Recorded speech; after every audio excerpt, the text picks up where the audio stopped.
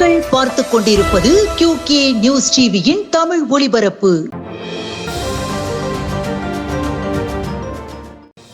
அருள்மிகு வெக்காளியம்மன் 6ஆம் ஆண்டு தீமிதி விழா திருவண்ணாமலை மாவட்டம் 9/8/2025 கீழ்பெண்ணாத்தூர் வட்டம் கல்பூண்டி கிராமத்தில் எழுந்தருளி அருள்பாலிக்கும் அருள்மிகு வெக்காளியம்மன் ஸ்ரீ பிடாரி அம்மன் ஆலயம் 6ஆம் ஆண்டு தீமிதி திருவிழாவை முன்னிட்டு ஸ்ரீ சந்துரு சுவாமி அவர்களால் சிறப்பு நவசக்தி யாகமும் அபிஷேகம் அலங்காரங்கள் ஆராதனையும் அம்பிகைக்கு மேளதாளங்கள் முழங்க மந்திரங்கள் ஒலிக்க தீபாராதனையும் நடைபெற்றது.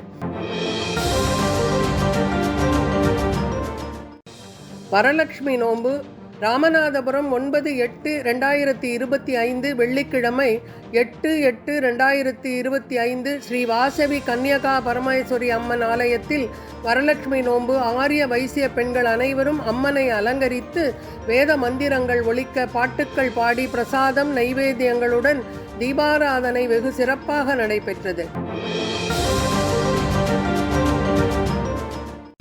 பெரும்பூண்டி சிறைமீட்டாள் அம்மன் கோவில் தேர் திருவிழா விழுப்புரம் மாவட்டம் செஞ்சி வட்டம் பெரும்பூண்டி ஊராட்சியில் அமைந்துள்ள அருள்மிகு சிறைமீட்டாள் அம்மன் ஆலய தேர் திருவிழா வருகின்ற ஆடி மாதம் 30ஆம் தேதி அதாவது 15/8/2025 வெள்ளிக்கிழமை தேர் திருவிழா வெகு விமர்சையாக நடைபெற உள்ளது. விழுப்புரம் ஆட்சியர் அலுவலகத்தில் நீர்வளத்துறை சார்பில் ஆய்வுக் கூட்டம்.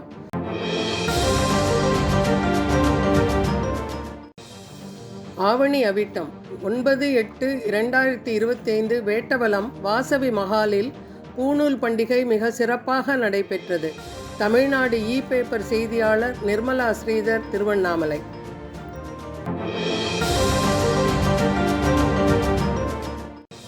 தஞ்சாவூர் கீழவாசல் ராவுத்தன் கோவில் தெருவில் அமைந்துள்ள அருள்மிகு வடபத்திரகாளி கோவிலில் நேற்று ஆடி 4ஆம் வெள்ளிக்கிழமை முன்னிட்டு சிறப்பு அலங்காரத்தில் வடபத்திரகாளி நீசும்பசுதனி அம்மன் காட்சியளித்தார்.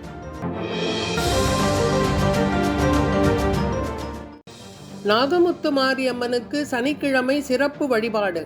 திண்டிவனம் ராஜாங்குளக்கரையில் எழுந்தருளியிருக்கும் ஸ்ரீ நாகமுத்து மாரியம்மனுக்கு ஆகஸ்ட் 9 சனிக்கிழமையான இன்று பால், தயிர், சந்தனம், குங்குமம் மற்றும் இளநீர் மற்றும் வாசனை திரவியங்களால் அபிஷேகம் நடைபெற்று சிறப்பு அலங்காரத்தில் காட்சி தந்தார். இப்பகுதி மக்கள் திரளான அளவில் கலந்து கொண்டு தீபம் ஏற்றி வழிபட்டனர்.